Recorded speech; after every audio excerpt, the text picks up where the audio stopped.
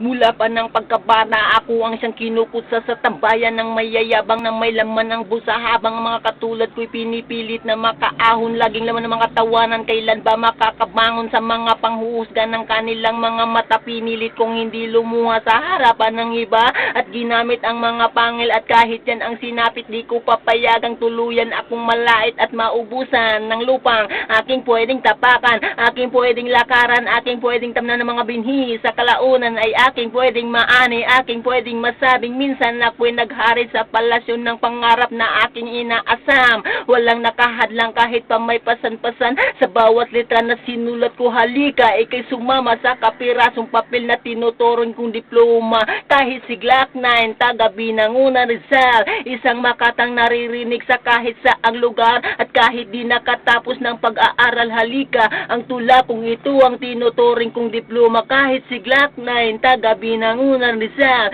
isang makatang naririnig sa kahit saang lugar, at kahit di nakatapos ng pag-aaral. Halika, ang tula kong ito ang tinuturing kong diploma. Isang kapirasong papel na pinahiran ng tinta, parang larawang ginuhit na ginamitan ng pinta ng isang pintor, na inalay ang araw bawat